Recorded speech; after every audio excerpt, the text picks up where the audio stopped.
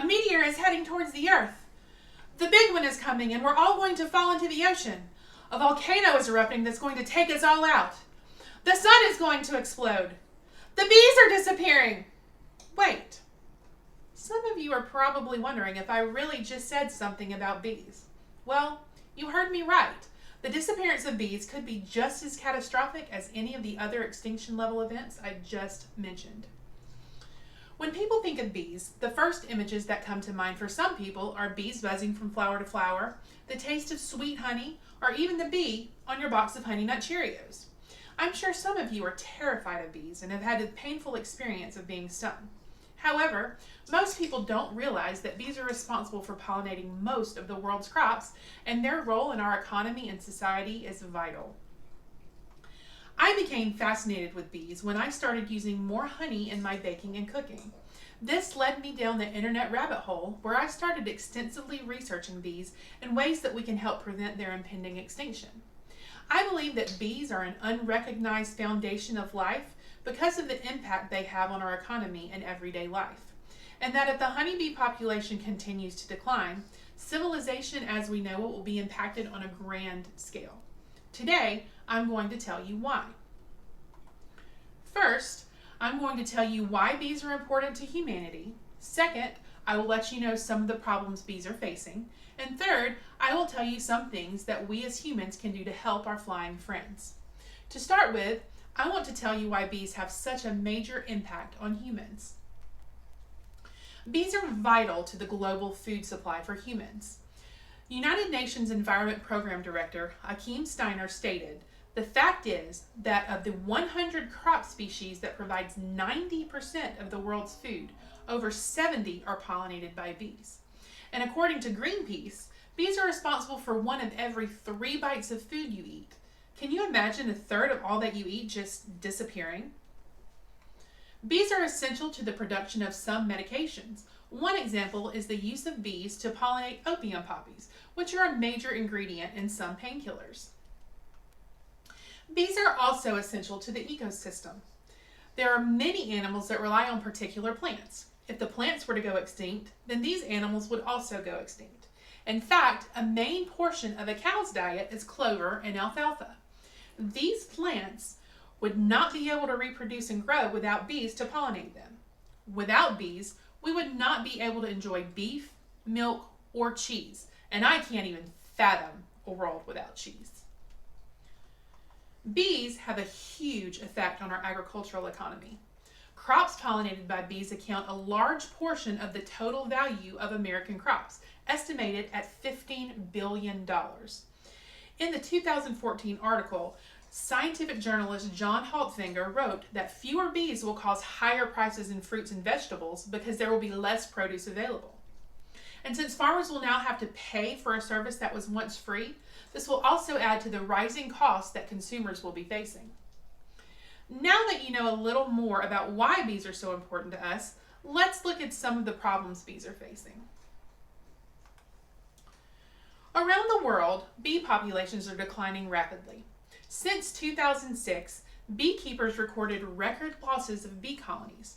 This epidemic is the phenomenon known as colony collapse disorder and has left beekeepers and scientists puzzled because they can't pinpoint an exact cause. Instead, they believe that several factors contribute to colony collapse disorder. One of the biggest threats to bees is the varroa mite. Varroa mites attach themselves to the bee and suck their blood, much like a tick. If the blood loss alone does not kill the bee, the parasite weakens the bee's immune system, causing them to be unhealthy. Viral and fungal pathogens play a critical role in the collapse of bee colonies. Pathogens are even more detrimental to social organisms, and bees are extremely social. According to Dennis von Ingelsdorf, an apiarist with the Pennsylvania Department of Agriculture, there may be many pathogens that share responsibility for collapse, with none being prominent across colonies. Unfortunately, there are also many human-related factors that contribute to the disappearance of bees. One of the most major factors introduced by humans is pesticides. In 2006, David Hackenberg, the beekeeper who first reported colony collapse disorder in the U.S., reported that he had a 90% die-off in his 3,000 hives due to the increase in usage of pesticides by farmers. Not only do pesticides stay on the growing plants, but they also remain in the soil for years to be taken up by future plants. These new tainted plants have poison nectar and sap, which gets rid of not only pests, but the bees as well. Pesticides weaken the bees' immune systems, leaving them sick, stressed, and undernourished. The article, Bee Decline Driven by Combined Stress from Parasites, Pesticides, and Lack of Flowers, tells us habitat loss, which has reduced abundance and diversity of floral resources and nesting opportunities, has undoubtedly been a major long-term driver through the 20th century and still continues today. Because we are continuously destroying forests and fields, we are taking away precious resources for these bees. These resources are rarely, if ever, replaced, leaving bees with less of a chance of survival. Another key factor that seems to cause a huge impact on the disappearance of bees is the continuous rise of industrial agriculture, with the main concern being monocultures. Monocultures are the cultivation of a single crop in a given area. By allowing one plant to be grown in a certain area, the nutrients from the soil are depleted, creating the need for chemical fertilizers. Over time, it also eliminates biodiversity. Since no new species are being introduced, pathogens and other pests become acclimated to the soil and can attack the crop's weaknesses. Because the crops are now weakened and infested, the farmers are now forced to use the dreaded pesticides. Monoculture crops also only bloom at certain times during a year, so this creates vast spans of time that there is nothing for the bees to feed on. So now that we know why bees are important to us and what is causing their decline, let's look at some ways that we can help lessen the issue. Even though we have such a huge decline in bees, there are solutions that can help. One major solution would be using an ecological farming approach rather than the destructive industrial farms we see in large commercial farming. Dr. Marla Spivak, a pollinator conservation specialist, states that ecological farming is one of the most effective ways to make sure that bees get the proper amount of daily nutrition. Ecological farming is a farming system that is chemical-free and 100% organic. It also uses diverse agricultural practices such as crop rotation and companion planting, which is the practice of planting certain plants together so they naturally defend one another from pests and weeds, therefore reducing the need for pesticides.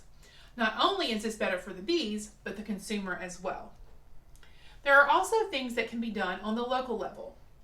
Local cities and parks can plant community gardens, and many counties and cities have beekeeping clubs and associations that promote beekeeping and bee products. They also help educate the community and work with legislators to help protect the bees. Sometimes it's easy to think that you can't make a difference. However, there are several things that you as an individual can do. You can write a letter to your local congressman asking him or her to ban the use of pesticides. Sometimes this seems useless since government makes a large profit off of foods produced by pesticide, but if enough people send letters, progress can be made. Support your local beekeepers by buying local produce and honey. Make sure that honey you purchase is local and 100% pure. Not only will this help the beekeepers, but local honey has been known to help with local allergies. You can also plant a garden with plants that are native and bee friendly. Even a simple window box full of flowering plants can make a huge impact. Every little bit we can do can lead to improvements for these tiny creatures. Now that you know a little more about the ways we can help bees, I would like to reiterate the points I've made. So first, we discussed the importance of bees.